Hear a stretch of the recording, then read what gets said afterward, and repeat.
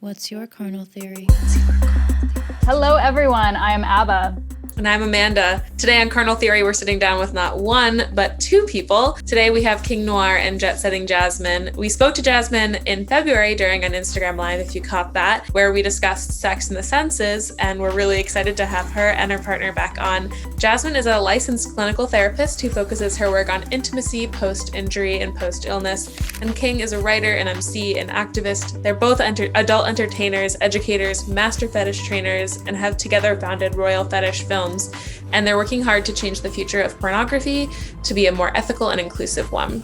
And to be honest, I just scratched the surface of what you two do, so I can't wait to dive in more. Thank you, Jasmine and King, for gracing us with your presence today. Thank you so much for having us. Thank you. Could be fun to start in breaking this down a little bit, just to get your perspectives on what healthy masculinity is when you're talking about this. I'm happy to kind of share that, like, my own process of thinking, like, oh, they want us to come up with a concept or a philosophy around healthy masculinity, you know, like, oh shit, like what are my thoughts? And like my first thought is, unfortunately, toxic masculinity. Yeah. Right. And so there is something inherently wrong about thinking about healthy masculinity, and the synonymous thought is toxic masculinity. So immediately I'm already bringing in the relationship to men's health or male identifying folks' health as it relates to their behavior towards others. And so immediately decentering the health of men immediately.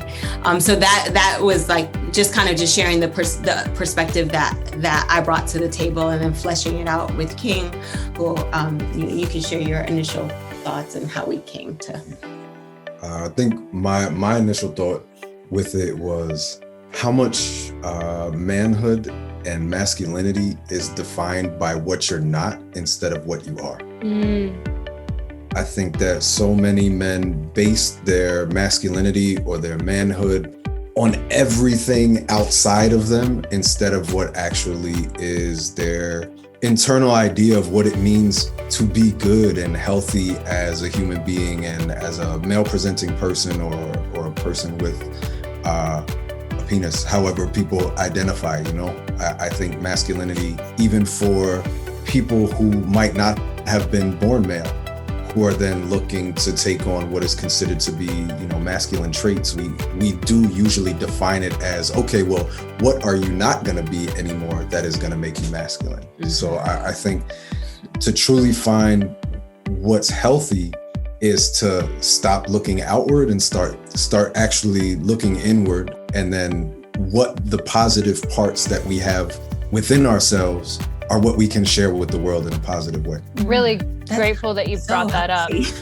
Yeah, so literally in trying to figure out what our theme was, as we're fleshing out themes for the year, toxic masculinity has constantly come up, and has come up within our staff and our board and our people.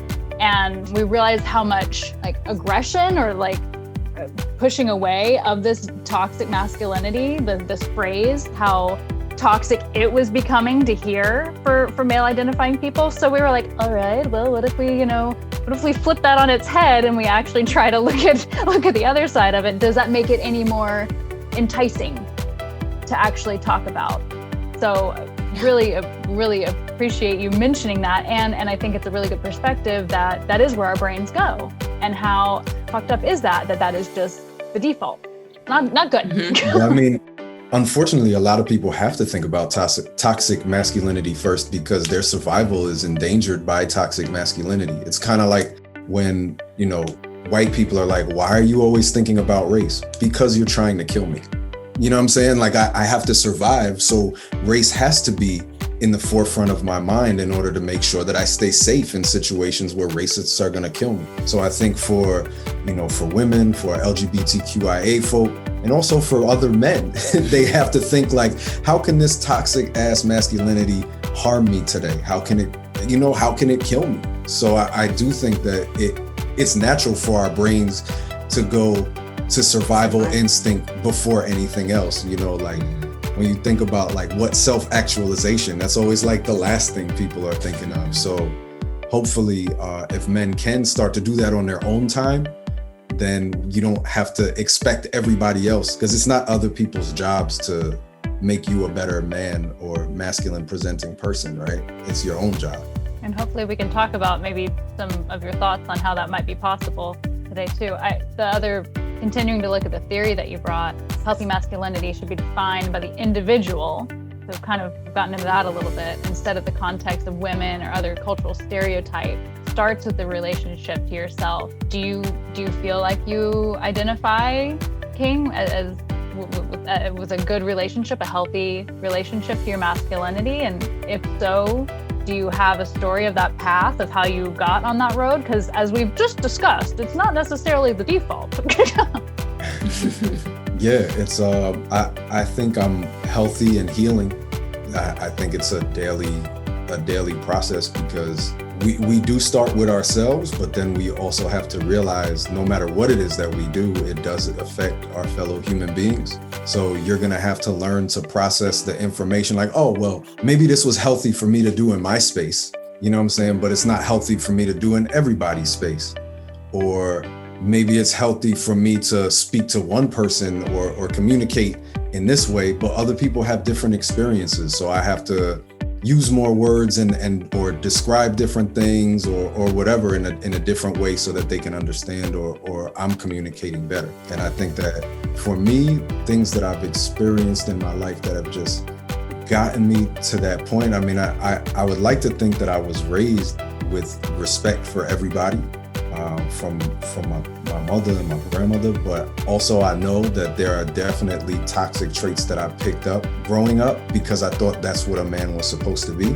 Like thinking that, I'm supposed to solve disputes with other men with my hands all the time, and that's not healthy for anybody. I definitely think that I had a time when I would use language that was offensive to other people and I had to get checked on it, because I didn't want people using language that was offensive to me.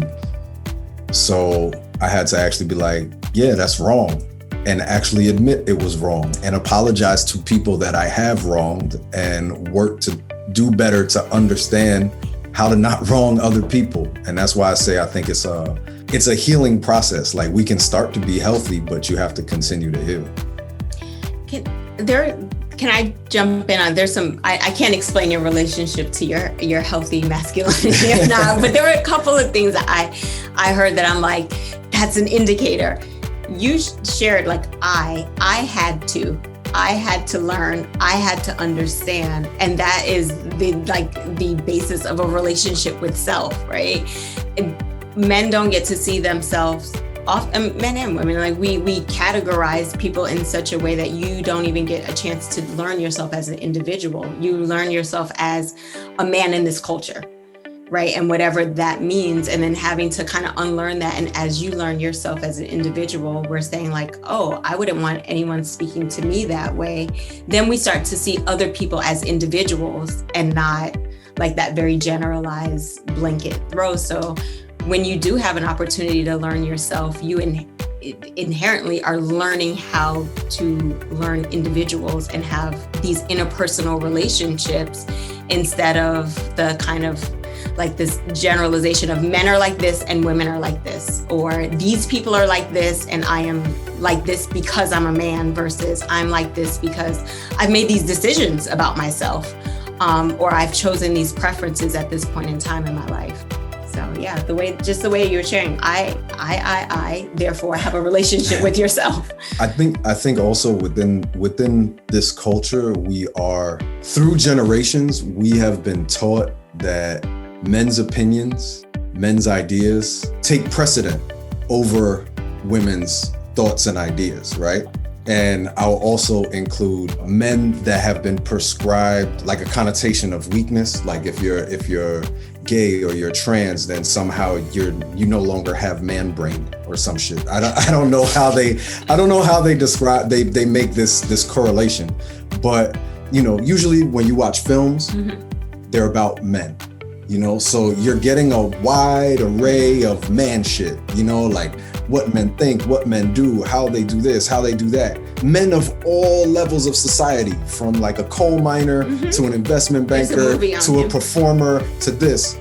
But you don't see that with women. You also don't see a lot of films where there are no men and it's just women. But you could find a whole lot of films where there's like a woman might have a line like, here's your coffee, and that's it. You know what I mean? So I think that societally, men then also are propped up in school. We learn about our founding fathers. We learned about man did this, man did that throughout history. There's a part of me that feels like the conversations that women are having around sex and sexuality are universal, and we can all learn from them. They're conversations that we should have never been shut out from to begin with. So that reclamation that you're talking about, I think it's due. Like it's due. We all have Wi-Fi, so we should be using it to definitely catch up on these conversations with each other. I think that men have always been invited to everything. They've been invited to housework. They've been invited to helping raising the children. They've been invited to equal pay. They've been invited to, lobbying for our bodies. They have been invited to these conversations, and I do believe the door remains open. So I don't think that we need to do anything more. The world, through our conversation and King's illustration of how men are able to see themselves in the world, there's no door that they cannot enter. So even for us to sort of kind of have this, like, honestly, it's like a fake ego to think that we have these sacred female spaces. We don't. We're on their server.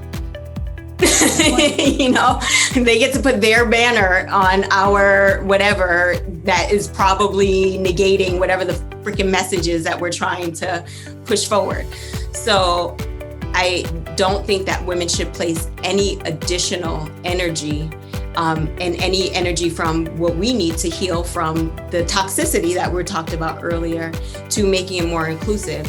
Our job has historically been to get this information, whether it is about like how to clean a wound to how to have a healthy conversation in a marriage. It has historically been our job to go and get this information, read the articles, have the like doing your hair at the barber or at the beauty salon, talking about these things and then bringing it home. So we've been doing that. I don't think that there is a lack of understanding of how one can behave to make things more equitable. It's more of accepting that you are going to have to relinquish some of that toxic power or some of those things in order for that equity. And I don't think people often want to come to a conversation where they may be asked to leave something at the table that has been a privilege to them.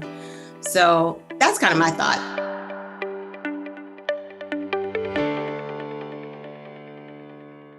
Thank you so much for coming on and chatting with us. This is we haven't solved all the world's issues but hopefully we've put a light on some paths for people to go and explore.